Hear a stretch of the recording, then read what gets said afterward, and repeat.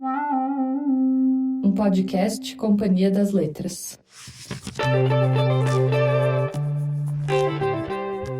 O que acontece quando dois escritores e pensadores da língua se encontram para falar de produção literária numa era em que só se fala de inteligência artificial? Hoje, a Rádio Companhia recebe dois convidados que têm se dedicado a pensar sobre linguagem e literatura e provocado outras pessoas a pensarem também. De um lado, o escritor e jornalista Sérgio Rodrigues, que acaba de lançar Escrever é Humano, um livro que investiga os dilemas da escrita na era digital. Do outro, o tradutor, ensaísta e professor Caetano Galindo, autor de Na Ponta da Língua, em que reflete sobre como a linguagem nos constitui e nos escapa. O tema de hoje é irresistível: a humanidade da língua, das letras e da escrita em tempos de robôs. Eu sou Stephanie Roque e essa é a Rádio Companhia, o podcast que respeita a sua inteligência e alimenta o seu amor pelos livros.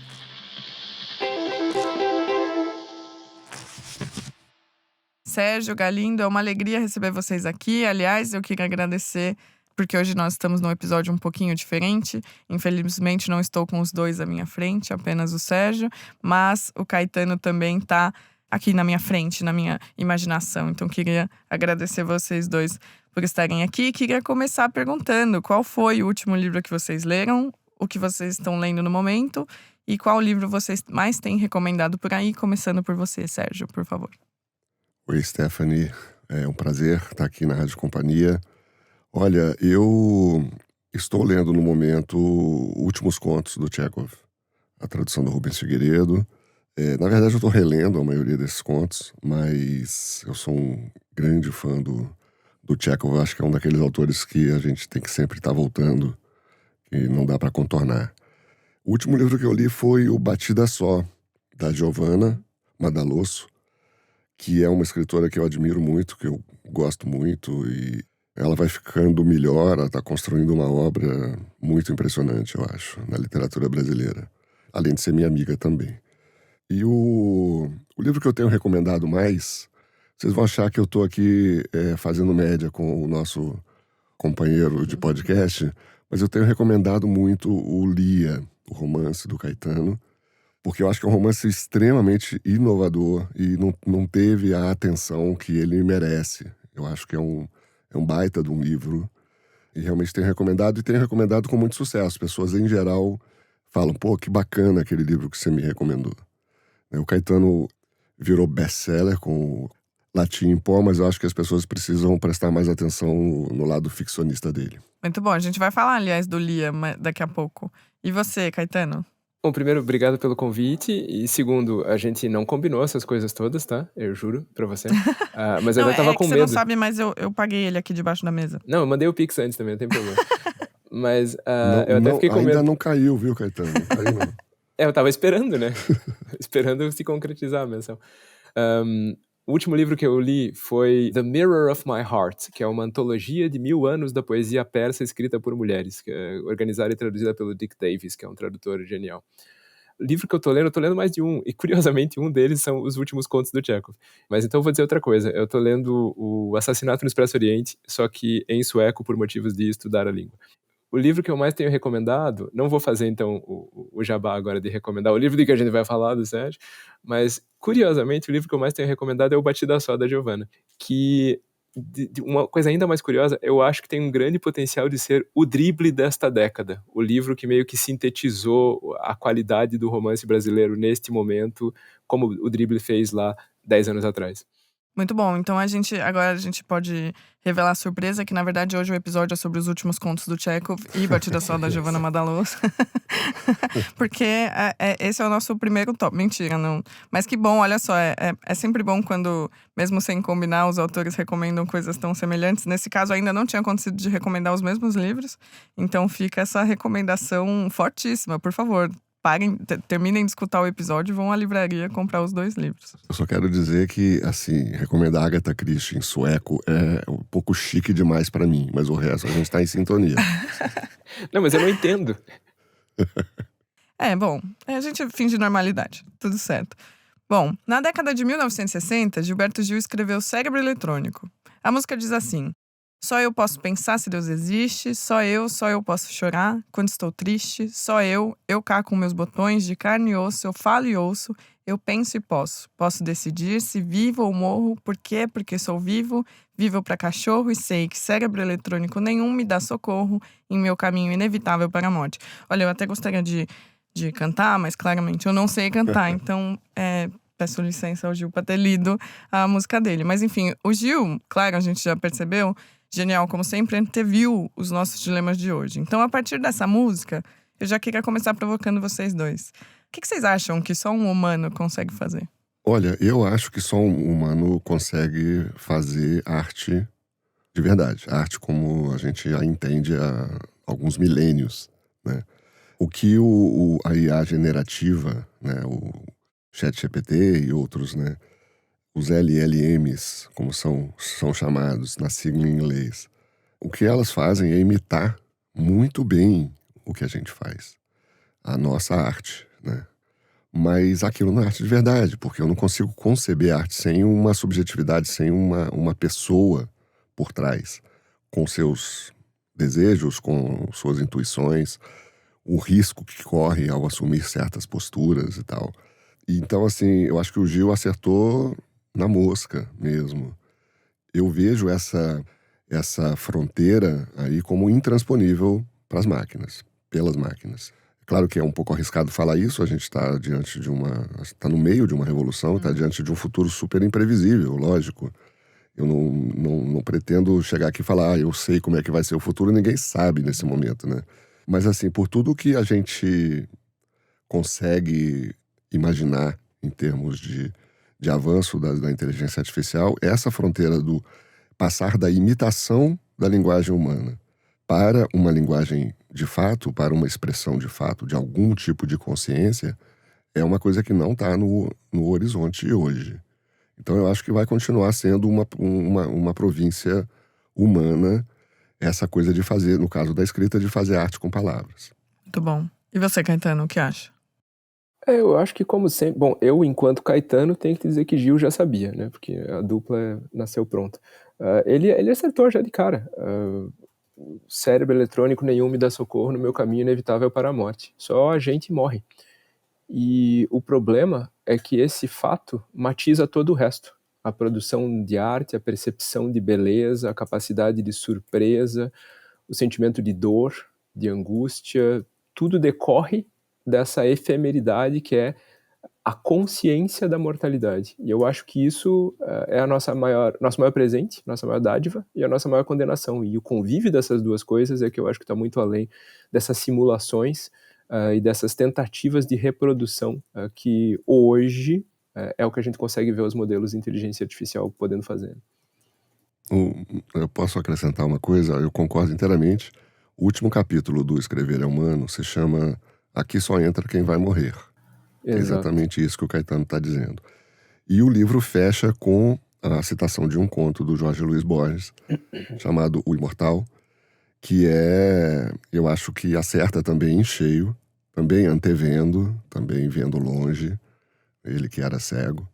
Os cegos veem longe, né? Desde o Tiresias. Ele diz o seguinte, assim, o gesto dos mortais, qualquer gesto dos mortais é comovente, justamente porque ele pode desaparecer a qualquer momento. Tudo pode ser o último gesto. Enquanto o gesto de um imortal, de um robô, no caso, né? O gesto de um imortal vai se repetir até a náusea, infinitamente, indefinidamente. Então, assim, aquilo não tem nenhum peso, não tem nenhum drama, não tem nenhuma... Não pode ser patético, aquilo não pode comover. E é isso, a arte, se não for... Isso não é nada. Excelente. A gente já começou meio com um pontapé muito filosófico, eu gostei. E eu queria encerrar essa filosofia, porque eu quero fazer uma pergunta objetiva, então. Vocês usam inteligência artificial? Em que momento, então, essa falta de humanidade acaba sendo útil para vocês? Vocês usam a inteligência artificial para escrever, revisar, fazer qualquer coisa? Ou só para brincar, para lembrar de uma coisa que esqueceu? Enfim, vocês são usuários em algum grau de inteligência artificial? Olha, eu andei usando um pouco para escrever o livro, né? Até como pesquisa para o livro. Mas eu tenho um interesse muito pequeno nisso mesmo. Assim, eu Eu me vejo ficando cada vez mais do lado orgânico da coisa, sabe?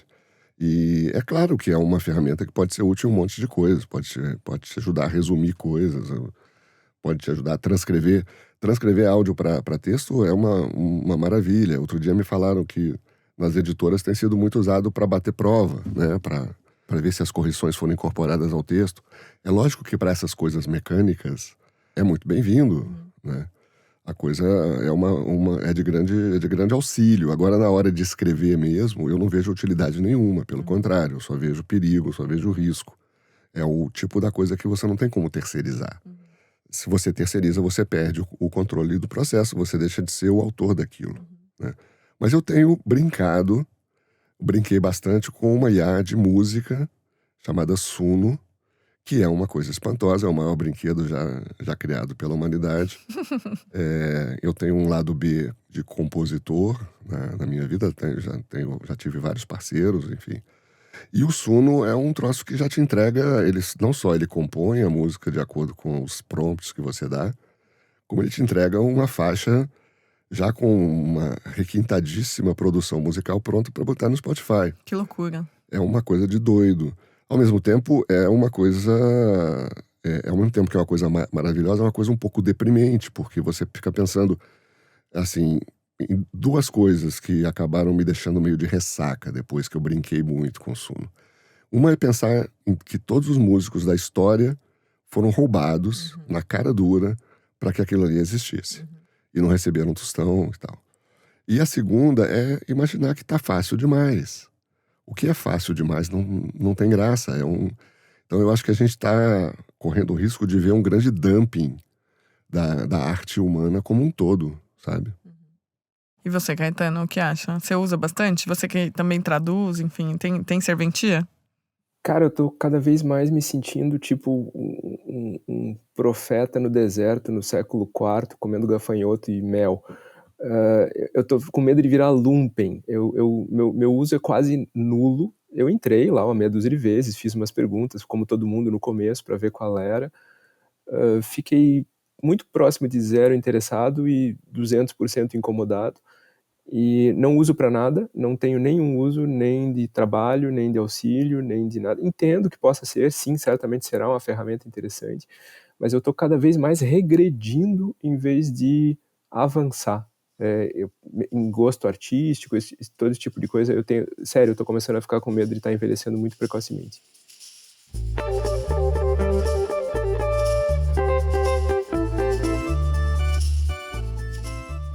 Não, acho que é totalmente justo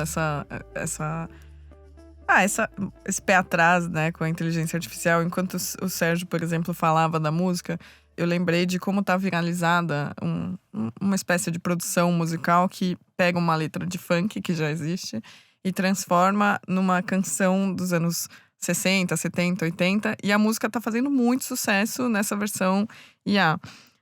Claro que envolve TikTok, redes sociais, internet, uma coisa que já sai um pouco do controle, mas ao mesmo tempo tem uma letra que foi criada por alguém, que é de uma música que já existe, e tem uma galera que tá ganhando grana fazendo música em cima disso. Então é muito louco realmente pensar que não tem muito controle, as pessoas consomem, e, enfim, não sei qual o limite, mas... A minha filha até me mostrou uns negócios desses, que minha filha é jovem, né? Ela até me mostrou uns negócios desses, e eu acho interessante, eu acho divertido, mas eu não sei, cara.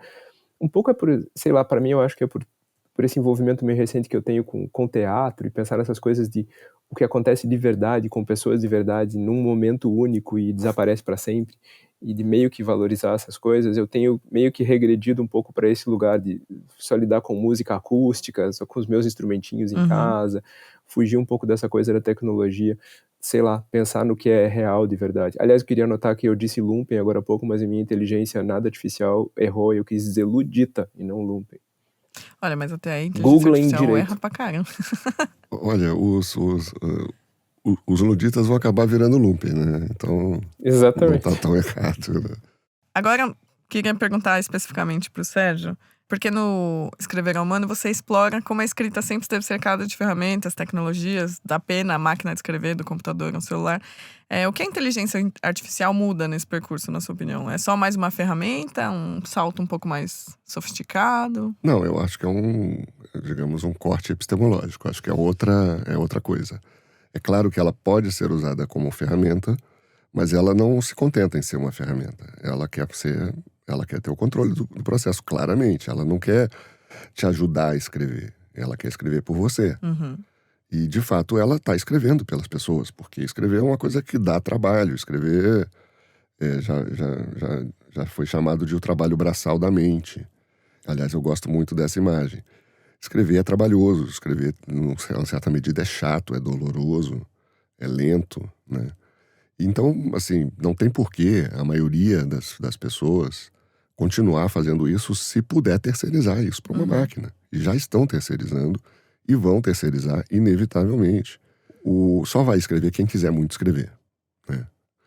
E o risco disso aí, me parece, vai até muito além da literatura. Eu acho que é um risco para a espécie humana. Uhum. Né? Escrever é uma forma de pensar, é um exercício, é uma ginástica mental. Né? E o que acontece é que se as pessoas pararem de escrever, é que elas vão desaprender. E aí, no momento em que elas desaprenderem, não tem a menor chance de você chegar para uma IA de escrita e usar aquilo como uma ferramenta. Ela vai fazer o que ela quiser. E você vai ser um mero acessório. A ferramenta vai ser você, na verdade. E a autoria vai ser dela. Uma autoria esquisita, porque é uma autoria sem alma, sem subjetividade. Uma mera reprodução infinita de clichês e tal. Então eu temo, assim, por esse momento em que a gente vai começar a se divorciar, a gente como espécie, vai começar a se divorciar da habilidade da escrita e da leitura. Também uma coisa vem junto com a outra, né? Se isso tudo for terceirizado, a gente vai estar em apuros. Já, sei lá, 15 minutos de episódio eu já tô meio deprimida. Não. Mas tudo Vai bem. piorar. Não, acho que é assim mesmo. A ideia também desse podcast é meio essa também, a gente ficar... enfim. Bom, Galindo, na ponta da língua você mostra como a linguagem é um organismo vivo, é cheio de desvio, tem imprevisto. Quando você olha para um texto escrito por inteligência artificial, o que te chama mais atenção? Bom, primeiro que eu não olho, né? Eu tento não olhar. Mas isso é óbvio que é burro, né? Porque Mas não tem chegado a você textos com inteligência artificial? Pois é, essa é a parte do acho que eu sou burro. Tem chegado, e é óbvio que eu tô engolindo, inclusive, sem ver. E hoje até já comercialmente, né? E no caso de sala de aula, por exemplo, isso passa a ser um problema, a gente tem que lidar com isso de uma outra maneira. As avaliações presenciais com papel e caneta estão voltando a ser estrela dentro das universidades, por exemplo. Então tem toda uma outra questão aí. Mas uma coisa muito curiosa que tem me ocorrido é uma valorização do que antes me dava raiva, que era assim, tipo, eu e o Sérgio, a gente tem toda uma tripa de conversas infindáveis no WhatsApp sobre coisas feias, ruins que a gente lê na imprensa, né, em outro lugar, tipo, olha isso aqui que a pessoa escreveu. E hoje já tá dando saudade, né, porque agora essas coisas virão redondas, elas virão redondas, corretas e, portanto, desalmadas, né. O fato de que ler um texto é se colocar em contato ou em diálogo com a pessoa por trás daquele texto, está ficando cada vez mais forte. Eu voltei agora, passei por essa fase de ler poesia antiga, e tem essa coisa muito forte, né? Você está lendo poesia de uma mulher iraniana, quando nem Irã havia, uma mulher persa do século XIV, e você sente que você está conversando com ela tá falando com você, é ela que está ali. E a pessoa que escreveu um texto tosco na internet, na Folha de São Paulo, ou em qualquer lugar, é uma pessoa, ela existe, ela está ali. E isso tem sido tem ficado muito marcante para mim. O quanto esse elemento é forte e é basilar para toda essa nossa relação através da escrita. Muito bom, e acho que esse é justamente o gancho para eu sair um pouco desse assunto, né? Porque a gente está falando de inteligência artificial, enfim, mas nem o livro do Caetano, nem o livro do Sérgio são sobre isso, né? No caso do Sérgio, tem que falar disso, porque é cada vez mais difícil não mencionar o assunto, mas o livro é sobre escrita, no caso do Sérgio. Então, eu vou te fazer uma pergunta diretamente, justamente porque sendo o foco a escrita, e você abarca ali diferentes frentes, seja a linguagem, a forma, os clichês, as repetições, as características próprias do escritor na hora de escrever. Eu queria saber de você como foi para um escritor que é tão experiente se sentar na frente de um computador e tentar colocar no papel o que você sabe e o que lhe é caro na literatura. Você sente que contou tudo o que você queria ou sempre falta alguma coisa? Não, eu acho que sempre vai faltar, mas eu tentei. Eu tentei botar ali o máximo de coisas que eu fui aprendendo, né, para me tornar um escritor e tal, de uma forma que fosse útil para outras pessoas. Eu não acredito em ensinar a escrever. Eu acho que isso não existe. Ensinar a escrever no sentido criativo, ensinar a escrever literatura. Não se ensina isso. Cada um tem que aprender por sua própria conta. Os caminhos são sempre únicos e irrepetíveis. Mas dá para conversar sobre como é para cada um. E de forma que eu acho que pode ser útil para quem tá começando e tal, não sei o quê. Voltando só um pouquinho, eu prometo que eu não vou falar mais de IA. Até porque é uma coisa que eu não queria ficar, né, só em IA e tal.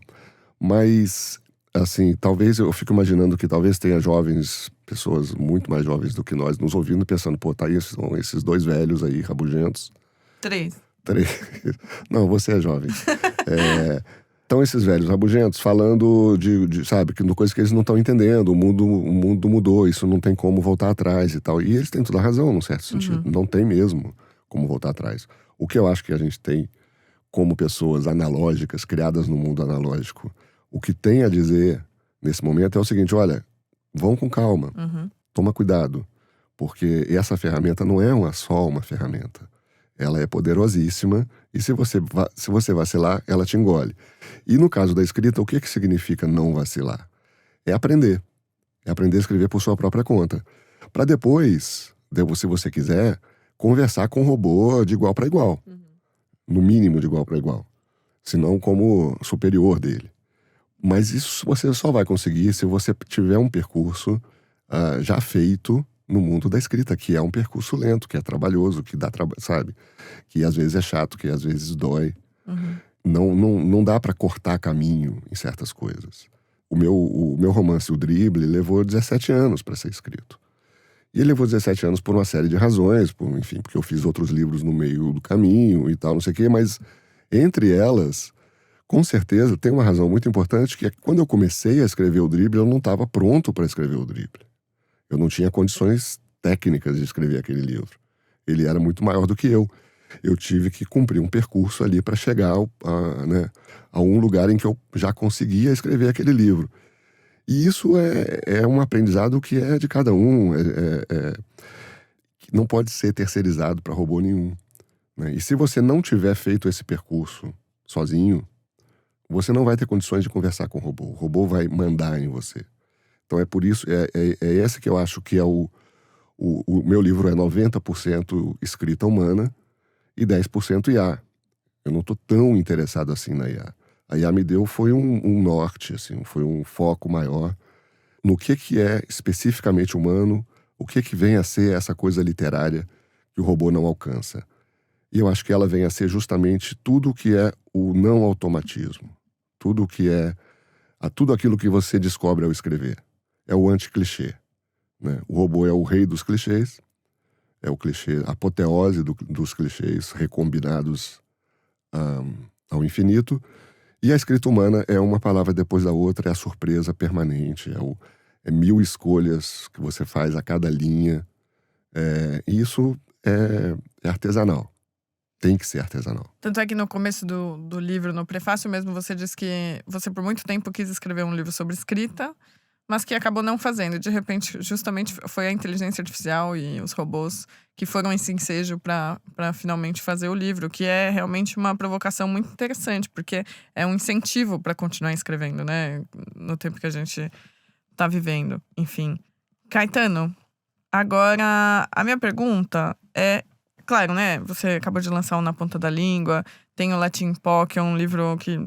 Caramba, todo mundo adora, é muito interessante para quem ama a língua portuguesa. Você também é um grande tradutor, na verdade, é um dos maiores da atualidade e faz uma coisa muito louca, que você só pega livro difícil e ainda faz bem. Eu acho isso de uma capacidade inacreditável.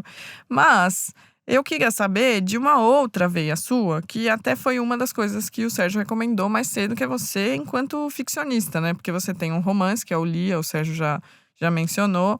Tem um livro de contos, que é o Sobre Canibais. E eu queria saber um pouco sobre realmente você enquanto autor de ficção e como você entende a sua produção literária especificamente, para além de pesquisador e tradutor.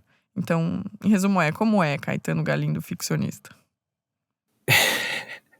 Boa, né? Não sei, cara, eu tenho lá meus pruridos com isso. Por exemplo, assim, eu não sou um escritor no registro em que o Sérgio é o escritor. Uma pessoa que tem um projeto, que tem um investimento de longo prazo, uma solidez advinda disso tudo e tal. Eu uso a palavra advinda, o que já de repente me coloca fora de qualquer registro sério. O que acontece é que, assim, eu gosto de fazer coisas com a língua portuguesa.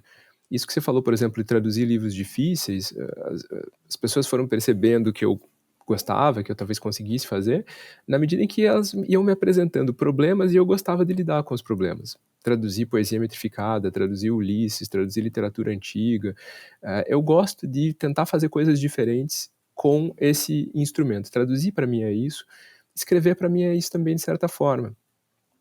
Tipo, se eu vou escrever um romance, eu escrevo um romance que é uma investigação de como tentar fazer diferente aquilo que eu já li de outras formas, que eu já vi de outras formas. Eu escrevo contos que, em geral, também são tentativas de fazer algo um pouquinho diferente. Eu escrevo teatro, eu escrevi poesia já, quase sempre a partir de um problema que foi colocado. E eu vou tentar resolver como é que eu vou abordar isso, como é que eu vou lidar com esse negócio. Eu vou tentar dar uma solução para uma coisa que parecia inviável num primeiro momento. Então, para mim, eu lembro quando eu era muito jovem, eu li o Velórios, do Rodrigo Melo Franco de Andrade. E eu lembro que eu li, o cara só publicou esse livro na vida, só sobrou esse livrinho de contos. E na época, isso já me bateu, assim, tipo, cara, eu acho que isso faz sentido para mim, sabe? Eu vou ser o cara que escreveu uns livros aqui e ali, porque mas não necessariamente alguém que tem um projeto, uma obra, uma solidez de verdade. Mas essa ideia do diletante que gosta de fazer pequenas coisinhas, assim, eu acho que explica melhor. Você acaba de descrever um projeto sólido, Uhum. não é? Merda! Essa modéstia toda, acho que a gente pode descartar. Não, eu acho que o Caetano tem um projeto sólido. O Li é um livro extremamente inovador e bom de ler. Que são coisas muito difíceis de conciliar. Ele é experimental, acho que dá para chamar ele de experimental mesmo. E ao mesmo tempo é uma graça, é lírico, é bonito, é emocionante. É um feito. Isso, mas enfim, não sei, né? se isso não... A gente já falou tanto disso, né? Entre nós aqui, a gente já conversou tanto sobre isso, né? Porque assim, tem uma coisa da grama do vizinho, né? Da inveja, da capacidade do outro. Tipo, eu jamais conseguiria escrever o Drible. Sabe, o romance bem urdido, de bons personagens, com trama, com esse negócio que para de pé, que funciona como um objeto complexo literário. Isso eu jamais ia conseguir fazer. E daí eu acabo fazendo coisas que eu acho que eu consigo fazer.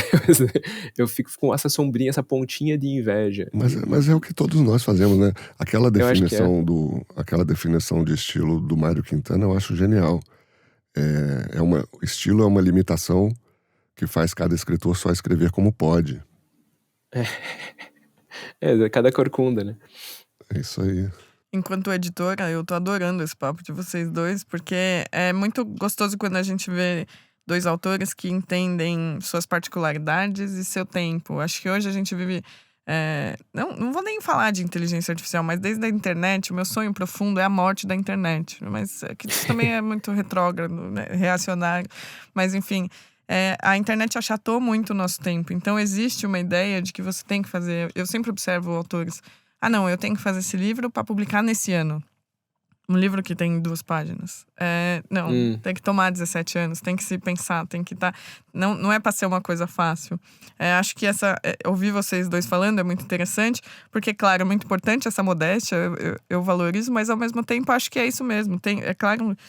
No Caetano falando que existe sim um projeto que é sólido e que vem de outras vertentes, a pesquisa, a tradução e a produção ficcional também, enfim. Então é muito legal ouvir vocês e essa preocupação que, claro, já é anterior estética, mas é uma preocupação de produção mesmo, de se dar tempo ao tempo e de se pensar e de se querer fazer algo diferente, se desafiar. É muito, muito legal ouvir grandes escritores conversando e se valorizando. Tá, Mas agora eu bom. virei grande escritor. Puxa vida, meu. Deixa eu elogiar. Vamos lá. Eu tenho 1,87 m. Não, o Sérgio é maior que eu, nem pra isso eu sirvo. Bom, eu só vi o Sérgio sentado, não tinha reparado nisso. Bom, mas agora uma pergunta pra vocês dois também, né? No Escrever Humano, Sérgio, você insiste na importância da voz própria e singular do escritor. Também estamos falando disso, acabamos de falar disso, né? E você, Caetano, nos seus livros, você mostra nos livros de não ficção o quanto a língua, na verdade, é coletiva, cheia de influência, de histórias que nos precedem. Aí eu queria saber de vocês dois, como é equilibrar a dimensão individual e coletiva da escrita? Essa é a pergunta, né?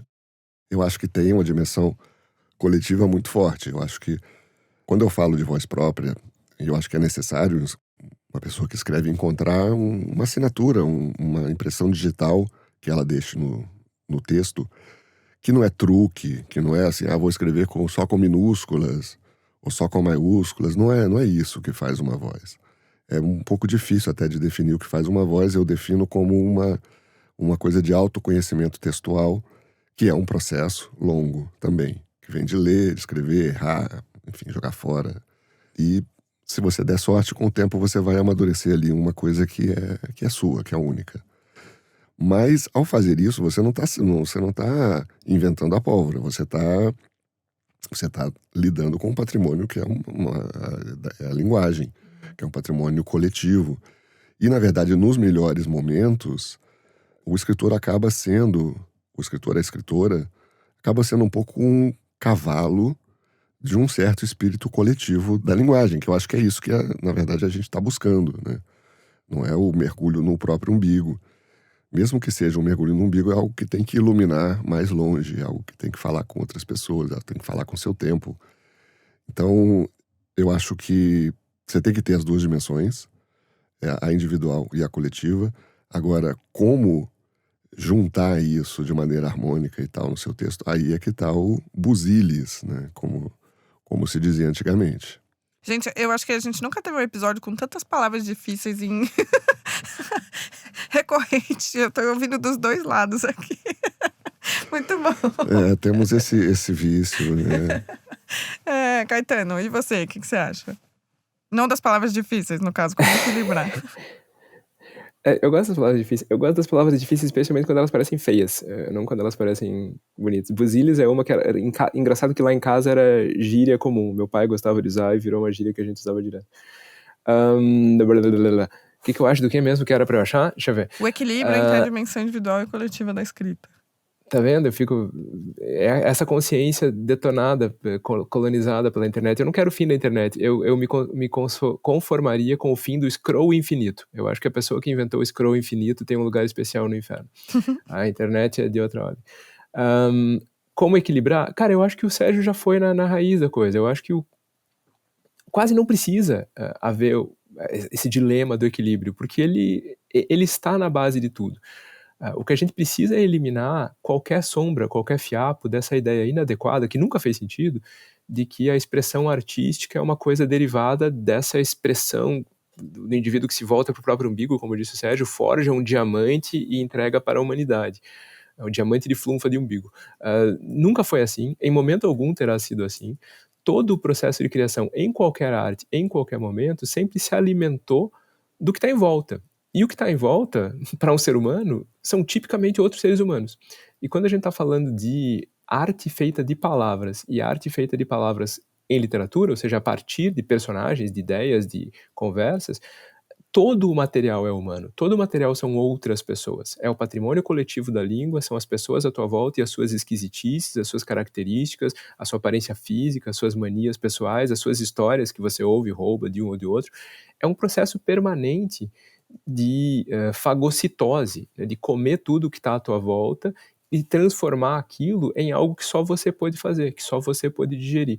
Esse processo, vejam onde que a gente está chegando, né? O que é você só pode digerir, transformou em quê, né? Transformou em arte. digestiva. E esse processo é muito natural, na verdade, é muito típico. Todo artista funciona assim, todo artista visual, todo artista narrativo, todo artista coreográfico. Você está sempre olhando para a realidade e buscando ali o que vai alimentar um trabalho teu. E é engraçado que o processo é assinado em todas as pontas, né? É assinado quando sai, é você que fez e é só você que pode fazer, e é assinado no processo de entrada, porque só você prestou atenção naquelas coisas. Aquelas coisas chamaram a atenção deste indivíduo, porque este indivíduo teve lá essa outra pré-deformação histórica, biográfica, pessoal, e aquilo te encanta, aquilo te atrai, aquilo te fascina, e daí vai virar material para você fazer a tua própria voz, para você fazer a tua própria obra também. Eu posso só acrescentar uma coisa? Para não correr o risco de parecer que é muito eu, né?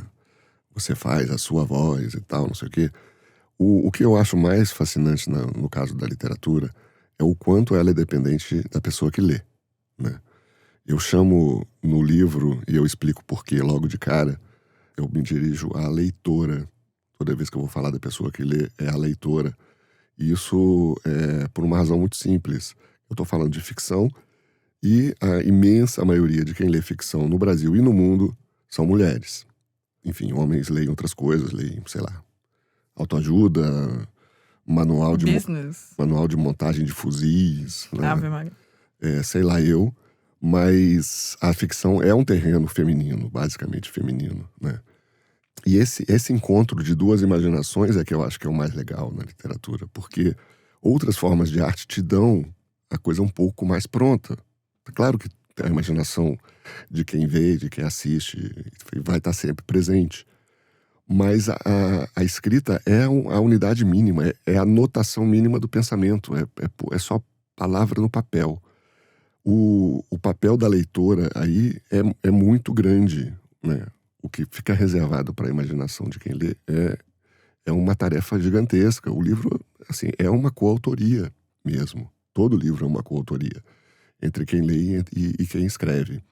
Então, assim, essa voz, na verdade, que precisa ser única e tal, não sei o quê, é uma voz que só vai ganhar concretude, só vai ganhar vida na mente de uma outra pessoa. Aí é que eu acho que está a mágica do negócio. Quem escuta a Rádio Companhia toda quarta-feira a cada 15 dias já deve até ter imaginado que eu, Stephanie, tenho para comentar depois dessa deixa do Sérgio, que é clubes de leitura. De novo, todo episódio eu falo disso, porque o papel do leitor é uma das minhas obsessões. E, enfim, quando se juntam leitores, é uma obsessão maior. E é justamente isso, né? Esse trabalho que se faz em conjunto, do leitor preencher as lacunas do autor, e esse trabalho ser de mãos dadas ali. Acho que essa deixa é muito gostosa, porque ela aparece sempre muito bom lembrar dos leitores, porque esse papel... e das leitoras, claro, adorei também seu ponto, é de uma colaboração incontornável, né? Então, muito bom que você tenha mencionado isso, Sérgio. Muito obrigada. Eu ia fazer uma outra pergunta antes, mas como vocês estavam falando, acho que o ensejo me permite só voltar. Eu vou voltar rapidamente na inteligência artificial, só porque a gente critica muito a inteligência artificial com razão, porque enfim, a gente sabe que elas são alimentadas por materiais produzidos por outras pessoas, né? Livro, pesquisa, obra de arte, enfim, elas não criam nada, né? É tudo a partir do que tem disponível na internet. Em algum grau, o escritor também é alimentado pela bagagem literária que carrega, né? Que é justamente isso que vocês estão falando. Tanto dessa observação e a vivência do cotidiano, quanto realmente suas próprias referências. Aí eu queria perguntar, no caso dos escritores, não da inteligência artificial, qual é o limite ético de se inspirar em outros autores na hora de escrever, sem copiar, ou em algum grau ainda assim é aquele ditado velho do nada se cria, tudo se copia e é transformado de alguma forma? O que vocês acham? Vou começar agora pelo Caetano. Bom, que eu tava com umas coisas aqui já na cabeça. Eu sempre digo para os alunos, e vou me repetir agora, numa frase sobre se repetir, que a frase tudo já foi dito, foi dita há 2000 anos. A gente, pelo Terêncio, né, um dramaturgo latino, há muito tempo se sabe que nada se cria, tudo se copia. Tudo deriva do patrimônio que você herdou, que você leu, que você absorveu, que você processou. Nesse sentido, tudo bem. O problema é que existe aquela fronteira maldita, que é tipo aquela famosa definição de pornografia, né? Eu não sei definir, mas quando eu vejo, eu sei o que é. plágio, apropriação indevida, por mais que resida em alguma medida numa certa noção de intenção ou de má vontade, por assim dizer, não é má vontade que eu quero dizer, é outra coisa que eu quero dizer. Tem esse lugarzinho que a gente percebe, tipo, sei lá, agora esse caso dessa canção da moça dos Pixies, que parece que plagiou o Cálice do Chico e do Gil. É difícil olhar para aquilo e pensar, não, é normal, a pessoa tá se inspirando em algo que existiu antes. A gente rouba, a gente copia, a gente se apropria, muito especialmente naqueles casos em que a gente nem tem consciência de que está fazendo, né? Tem um famoso, né? Nas letras é famoso, um filósofo russo chamado Mikhail Bakhtin, que diz que todo o nosso discurso vem do outro, né? E que o grande barato é o processo em que a palavra do outro vai perdendo as aspas. Nas primeiras vezes que você usa a palavra que você aprendeu, você usa como que entre aspas, né? Meio que sem ser dono dela. Com o tempo ela perde as aspas e você esquece. E no momento ela vira tecido do teu corpo. E com a arte que está atrás da gente, isso é de certa forma igual. O limite onde fica esse lugar da intenção criminosa, por assim dizer, do estelionato artístico, de fazer uma produção de outro passar pela sua, às vezes é difícil de determinar. Não, eu acho que às vezes é uma fronteira sempre complicada. Todas as questões éticas têm fronteiras complicadas, né? Exato. Mas no caso da moça dos Pixies, não, né? Pelo amor de Deus, aquilo ela tinha que estar presa, porque ela não é nem o que a gente chama de plágio. Ela copiou a música inteira do início ao fim. É uma versão, ela fez uma versão e, digamos que se esqueceu de atribuir o crédito aos originais, aos autores do original. Eu acho que aquilo ali, assim, só é possível numa dinâmica colonialista de desprezo absoluto pela periferia cultural do mundo, etc. É triste aquela história. Agora, claro que vai ter sempre umas fronteiras meio cinzentas nessas horas, mas eu acho assim, eu acho que uma boa bússola é a boa fé, sabe? É a boa fé. Você Má fé, claro, é isso que eu queria dizer. Pois é. É claro que todos nós, para citar o Borges outra vez, livros se alimentam de livros, né? Eles conversam com outros livros. Então, é por isso que só consegue escrever quem leu, né? Embora algumas pessoas tentem contrariar isso, elas não conseguem. É preciso ter lido bastante antes de conseguir escrever. E as influências, elas vão sendo incorporadas organicamente, enfim. Eu acho que não é uma questão que me preocupe muito, de modo geral, porque eu acho que é isso. Se você tá fazendo aquilo ali de boa fé, você pode usar tudo. Você vai usar tudo. Mas vai usar tudo ao seu modo, vai usar tudo, sabe? Para criar uma outra coisa. E não exatamente copiar.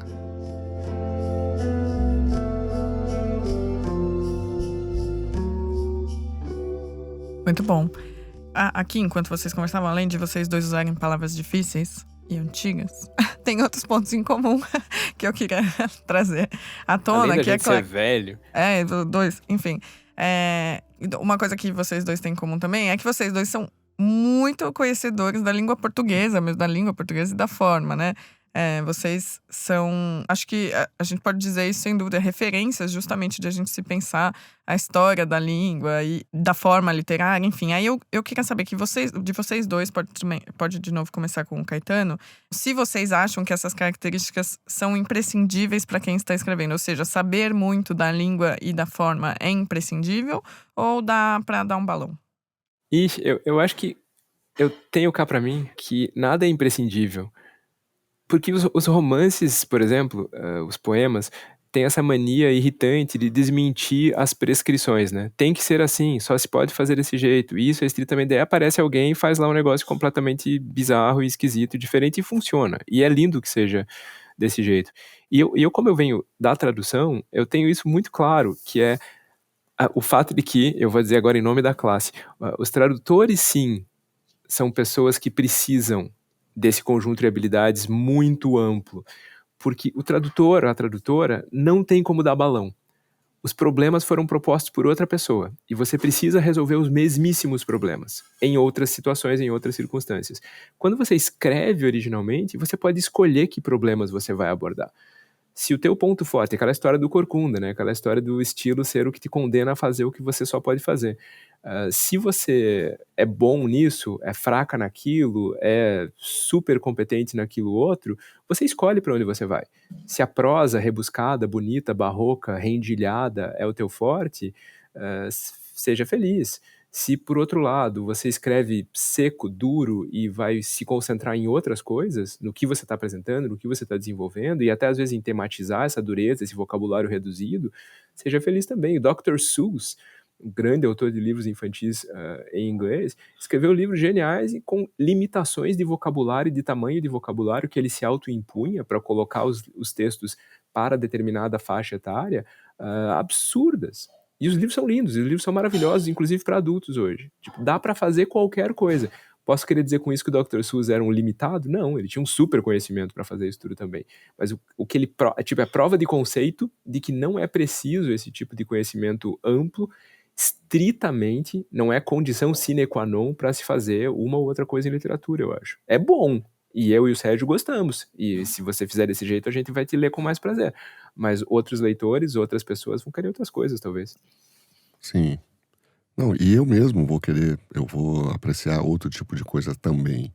Para o meu projeto, digamos assim, para o que eu quero fazer, isso é imprescindível, mas eu não concordo com o Caetano, nada pode ser receitado como imprescindível na arte em geral e na literatura em particular. Tenho certeza disso. Tem um conceito brincalhão que eu lanço no Escrever é Humano, que é o TUPOSC, que é uma sigla para tudo pode ser o contrário. Então, assim, você pode dar conselhos muito úteis para as pessoas, mas todos esses conselhos estão sujeitos a ser desmentidos na página por uma outra pessoa.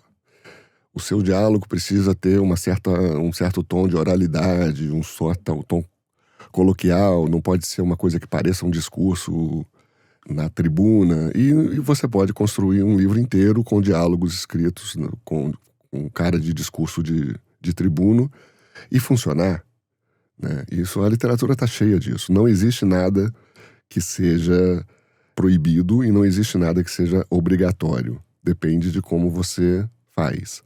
Os conselhos, em geral, eles são úteis, os conselhos sensatos são úteis na maior parte dos casos, senão eles não seriam conselhos sensatos. Mas as exceções, e as exceções muitas vezes são as coisas mais deliciosas que você vai encontrar, elas estão por toda parte.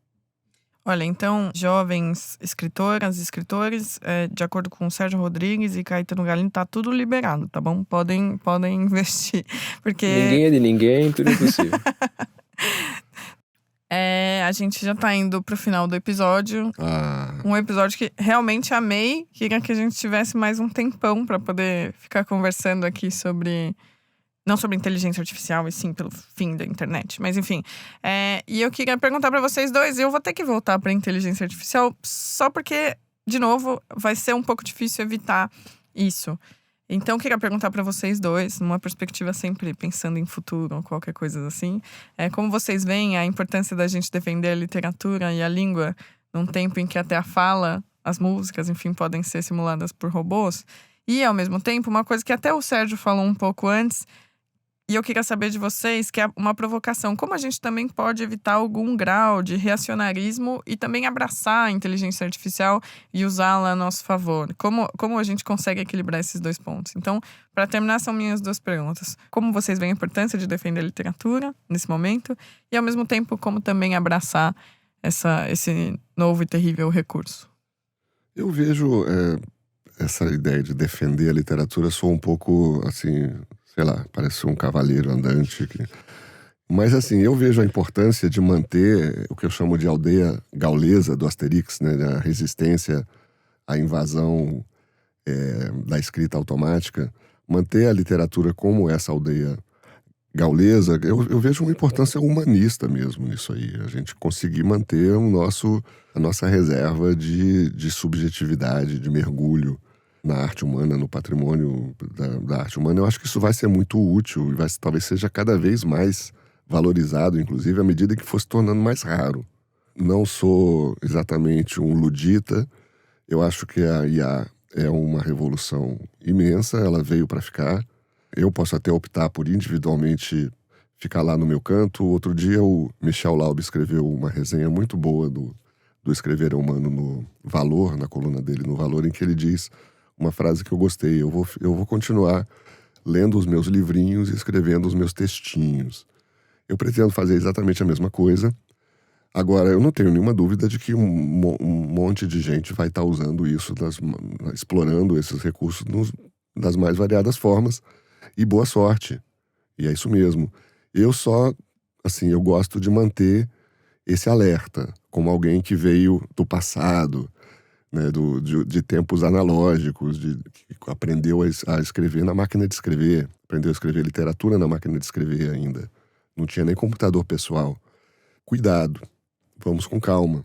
Assim, não vamos esquecer de onde a gente veio, porque se a gente não souber escrever por nossa própria conta, a gente não vai ter como mandar no robô. É isso. E você, Caetano? Eu acho tudo isso aí que o Sérgio falou, que ele já disse, mais bonito. E eu acho que é isso, a gente fica um pouco nessa posição meio do velho do Restelo, assim, né? Podem googlar também essa. De ficar aqui na saída, na saída do porto, dizendo, ó, vai dar merda esse negócio, vocês se cuidem, vocês prestem atenção. A gente pode ter uma opção pessoal, uma escolha pessoal, que é de ficar no nosso lugar. O Sérgio falou agora do Laub. Eu lembrei que eu e o Guilherme Gontijo, poeta aqui, professor aqui da Federal do Paraná, a gente tem uma brincadeirinha que quando essas coisas começam a aparecer, esses assuntos de tecnologia e novidade, etc., ele diz, eu traduzo o arquíloco. E eu digo, eu toco alaúde barroco. Tipo, a gente vai ficar no nosso cantinho fazendo coisas completamente irrelevantes que, no entanto, para nós, são a manutenção desta coisa, desse espírito comunitário de grupos de pessoas que viram viabilidade, viram validade em se comunicar através dos séculos e dos quilômetros e em botar algumas palavras numa página e acreditar que uma menina no Piauí daqui a 20 anos pode abrir aquilo e pode entender. E aquilo pode fazer sentido para ela. E aquela garrafinha aberta pode ter uma mensagem preciosa para alguém ou irritante para outra pessoa, mas pode manter essa conversa. A gente vai continuar fazendo isso. E eu particularmente vou torcer para que no meio dessa onda, e essa onda virá, e essa onda será avassaladora, e a única ressalva que eu faço quanto a essa ideia de cuidado com o reacionarismo, e eu me vejo quase numa posição reacionária às vezes, como que a gente pode fazer para abraçar essa nova tecnologia, eu não sei se a gente não está se perguntando como que a gente pode fazer para abraçar esse incêndio gigantesco que está vindo na direção da nossa floresta, como poderemos nos dar bem com ele? Ele não está preocupado em se dar bem com a gente, eu acho. Nem o capital que está por trás disso está interessado, nem os modelos propriamente ditos estão interessados, nem as estruturas do antropoceno, do capitalismo tardio estão interessadas nisso. O interesse é, pelo contrário, no certo sentido é predatório. Não sei se eu quero abraçar isso, não sei se, mas vai acontecer. Acho que vai acontecer e acho que vai passar por cima da gente. E eu torço para que no meio disso tudo haja um rebote e haja uma revalorização que parece já estar começando a acontecer do evento, do único, do irrepetível, do singular, do pessoal. E nesse lugar vai ter gente trabalhando. Eu tenho uma conversa antiga com o meu irmão, o Rogério, que é jornalista, e eu digo, cara, você faz o trabalho que faz diferença pro mundo, né? Você tá lá na linha de frente, lutando pelo mundo. E ele, quando ele quer me consolar da minha irrelevância, ele diz, cara, o trabalho de vocês, aí do outro lado, é garantir que se as pessoas conseguirem salvar o mundo, lá na frente tenha sobrevivido aquilo pelo qual valeu a pena trabalhar, valeu a pena lutar. A gente tá aqui, a gente tá escrevendo poeminha, a gente tá escrevendo livrinho, traduzindo coisa e torcendo para que isso faça sentido para alguém em algum lugar. Muito bom. É por isso que o Rádio Companhia é o podcast que respeita a sua inteligência e alimenta o seu amor pelos livros. Olha esse bate-papo, que magnífico que foi. Bom, queria agradecer Caetano e Sérgio. Acho que no episódio passado eu conversei com o Krenak e com a Verenilde. E o Krenak também, ao final, falou uma coisa que me deixou muito pensativa, que foi o que vocês dois acabaram de falar, mas sobre tudo isso, Galindo. A gente quer mesmo abraçar um incêndio que está chegando na nossa floresta. Isso é uma coisa muito importante de se pensar nesse momento, queria agradecer. Mas enfim, queria agradecer vocês dois. Muito obrigada pelo tempo, pela disposição, pela inteligência e por todas as palavras difíceis que vocês colocaram aqui hoje. Não foram tantas assim, Stephanie. Vai. Imagina. Eu tô Nem me falei a sentindo Yuris. muito arcaico aqui agora. Imagina, não, olha, justamente esse é um registro histórico contra a inteligência artificial com palavras que ela jamais usará. Vamos torcer. Mas enfim, agora é a hora do nosso momento bastidor. A gente perguntou por aqui na companhia qual livro abriu sua cabeça para o papel dos robôs e máquinas na nossa vida e que livro você leu e acha que jamais poderia ser criado por inteligência artificial. Eu respondo que todos. Eu sou a Camila Bertos, editora executiva aqui da Companhia das Letras, e o livro que abriu minha cabeça para o papel das máquinas e da IA, sem dúvida, foi Nexus, do Yuval Noah Harari, que eu acho que foi a primeira vez que eu li uma sistematização muito clara de como a gente chegou até a IA e tudo que ela pode, enfim, modificar e quais ameaças ela representa. Então, para mim, é o livro que faz a síntese histórica de como a gente chegou até aqui. E o livro que eu acho que jamais poderia ter sido escrito por IA, são vários aqui na companhia, mas ultimamente eu ando muito obcecada pelo livro A Tabela Periódica, do Primo Levi, em que ele faz uma combinação de memória, filosofia, com elementos de química, porque ele era um químico na vida real. E, sem dúvida, o que ele traz aqui naquele livro, que é uma combinação de tudo isso com a prosa mais brilhante, seria impossível de ter sido feito por máquinas. Então, para mim, é o Primo Levi com A Tabela Periódica. Oi, gente, eu sou o Antônio Hermida, sou gerente de produtos digitais aqui na Companhia das Letras. E um livro que abriu a minha cabeça para o papel dos robôs e das máquinas na nossa vida, eu acho que foi bem jovenzinho o Android Sonhos com Ovelhas Elétricas, do Philip K. Dick, porque eu acho que, enfim, como toda a ficção dele, eu acho muito curioso, né, faz muito sentido com a nossa sociedade a gente chegar um dia em casa, tentar abrir a porta e a porta não permitir que a gente entre porque tá com o aluguel atrasado. E a minha outra resposta, que é sobre qual livro eu acho que jamais poderia ter sido escrito por um IA, eu acho que nenhum livro poderia ter sido escrito por IA, porque a IA é uma máquina, basicamente um modelo estatístico, ele vai ser convincente, mas eu acho que criar e escrever parte de um outro lugar, né? Mas diria que ficaria com máquinas como eu e gente como vocês, do Ian McEwan. É um livro que eu amo e que eu acho que fala muito com nossos tempos, como muito da literatura do autor, né? Conversa muito com os tempos atuais, sobre onde estão nossos afetos, sobre a construção disso e da solidão. Então, eu acho que, para além de máquinas e inteligência e modelos de inteligência artificial não serem capazes de criar coisas, eu acho que tem uma coisa de depósito, de onde a gente deposita nossos afetos hoje em dia, que está muito nesse texto.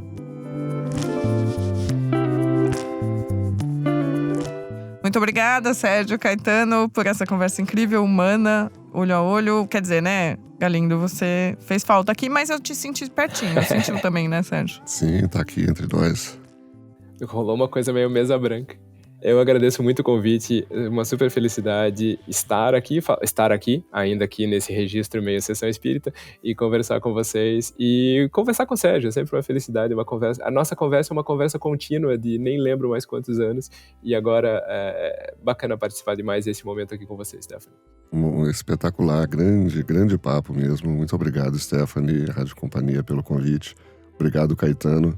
Vamos em frente, cara. Vamos continuar escrevendo os nossos livrinhos. E bora aqui a gente continua lendo os seus livrinhos, da minha parte editando. Chega de internet, gente, por favor. Mas, enfim, se você gostou, está aqui na internet, compartilhe esse episódio, indica pros amigos e leia, claro, os livros do Sérgio, do Caetano, que não são só os que a gente citou aqui, mas todos os outros. Aliás, todos os livros citados neste episódio estão na descrição aqui. E antes de terminar, eu tenho um aviso. Os 6 episódios do audiobook de Nós, de Tamara Klink, que estão disponíveis no feed aqui da Rádio Companhia, só poderão ser acessados até o dia 15 de outubro, que é também a data do último episódio dessa temporada da Rádio Companhia. Então, se você ainda não ouviu o audiobook de Nós, da Tamara Klink, corra, porque você tem até dia 15 de outubro. Aproveite! A direção, roteiro e produção executiva são da Trovão Mídia. Edição, mixagem e trilha sonora original de Pedro Pastoriz. Eu sou Stephanie Roque e fico por aqui. Boas leituras e até a próxima.